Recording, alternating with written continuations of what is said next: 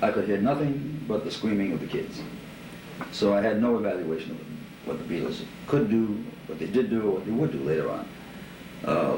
Fortunately for all of us, they did grow musically, and I did enjoy their music, and I had several of their pieces of music written for my band. And I would do the same today if I could hear things that I thought would be, could be construed in my band as being musically correct. If the charts could be made so that they could please me and my musicians and also please the audience. And that's the thing you have to understand. When you have a band like this, I think the first person to be pleased is the leader. After all, it's his thing up there. If it goes down, the leader goes down. If it goes up, the band goes up, the audience goes up, the price goes up, everything goes up. So I like to think that my first choice when I select tunes is something that pleases me. Secondly, will please the band, because if the band enjoys it, the band plays better. If the band plays better, the audience enjoys it. If the audience enjoys it, they come back to see it, so they'll tell their friends about it. So it's, I think jazz is healthy. I think where it's going, I can't prophesize. Do you see the Madison Square Garden gigs going with jazz rather than rock? Well, do you think it's something worth going to see? I'll tell you what I think. Do I think it's worth going to see? Yeah, with such a large house. I would go, listen, we think of Carnegie Hall and Madison Square Garden as large, right? A little over a year ago, I did a concert at Albert Hall in London, right? Which you could take Madison Square Garden and put it in and still get plenty of room, right? So I don't think when you say, man, they filled up Madison Square Garden. We fill up Albert Hall, we fill up Royal Festival Hall. How did it feel with so many people there? Did you feel that you had contact with your whole audience? The only contact I can ever make with an audience is probably the first 5 or 6 rows, no matter where I play, even in a club this size. My contact is not with the back table. My contact is with the immediacy of the front viewing audience, right? And what I get from them is either a total response of acceptance, or there's always the attitude of not caring. And there, of course, are the audiences who sit in the back and eat. Well, I reject the audience in the back eating. I reject the people in the middle who are talking. And I'm only concerned with the people in front, because if the people in front are really into it, they'll turn around to the other people who are making noise and disturbing them, because they'll say, hey, we're paying this kind of money to hear this band, not to hear you rap and talk about how many ties you sold today, but what's happening down here. When I play a big place, I like to think that people who come into that place are there for the specific purpose of listening. So it doesn't make any difference where I play. I'll be bugged in here if people made noise. So I'm equally as bugged out there when people make noise in an auditorium that holds 20,000 people. What I want and what I expect, and it's not just for me, but it's for my band. I want respect.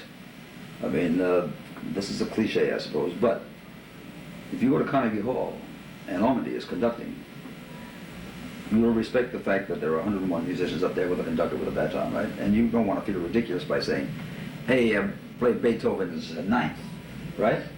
So you sit out there like gentlemen and ladies and you conduct yourselves accordingly.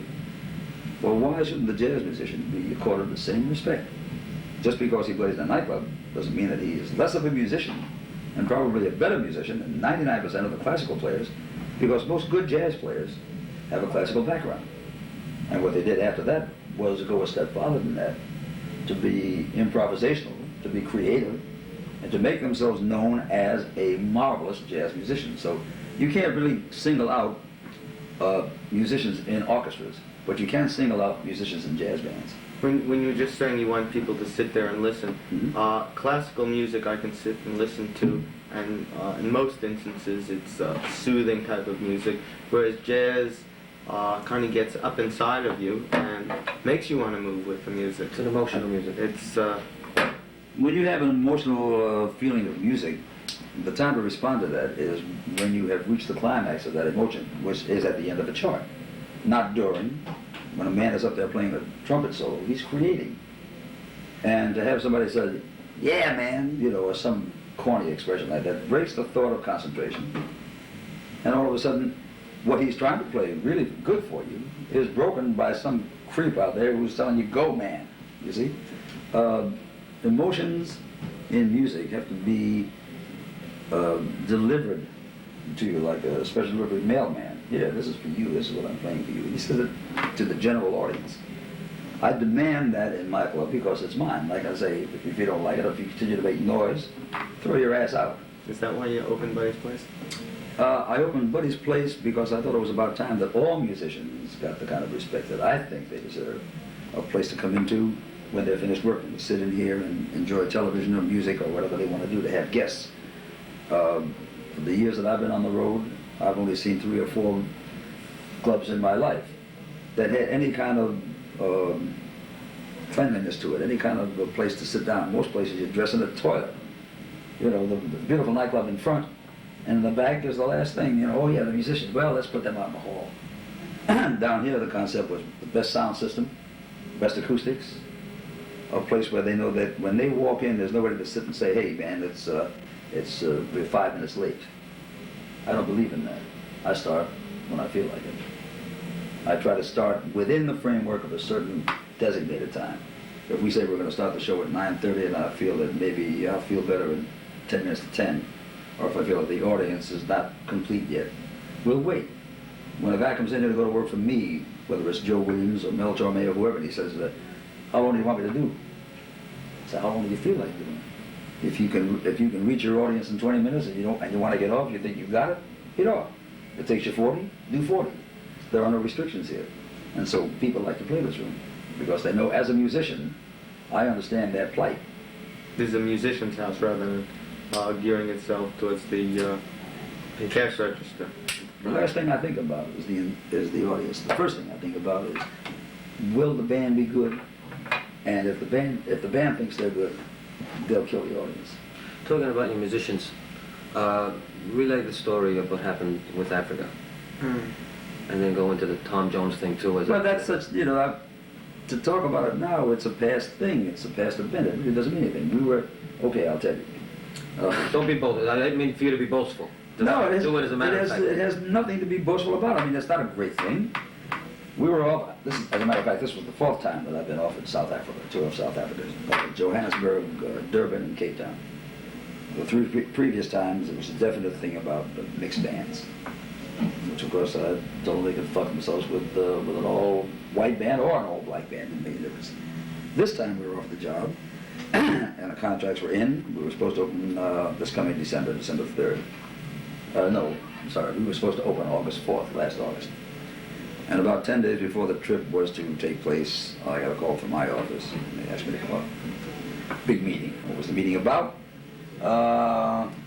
They wouldn't issue a work visa to my bass player, who happens to be black, Ben Brown. I said, what do you want to do about it? Well, of course, what do I want to do about it? Well, take it and shove it up their ass. What do you mean, what do I want to do about it? I'm not going to allow a country or a government to dictate terms to me about the kind of people that work in my band. Black, white, Jewish, Gentile, doesn't make any difference. If those countries could take a band like this, which is a mixture of Jewish, black, Gentile, whatever you are, and see how 16 people function as one person, that would do an awful lot for governments who say, well, you know, these people over here... Not a government like South Africa. Why not a government like South Africa? South Africa can't... South African government is a minority government. That's the whole problem, so they can't function as one. Well, so are we, my friend. We're a minority government too, you know. I mean, take a look around you and see what's going on today. Watch SWAT sometime and find out about your secret police. You know, what you got to do is put a swastika on their arm that looks like Nazi Germany in 1939. I mean, this is what we're geared to. This is what we see. Killing. Not that I'm opposed to violence. I enjoy it. But don't make it a bastard thing. Oh, no, there's really no violence except on television. There's violence every day of every minute of your life. You see the news tonight?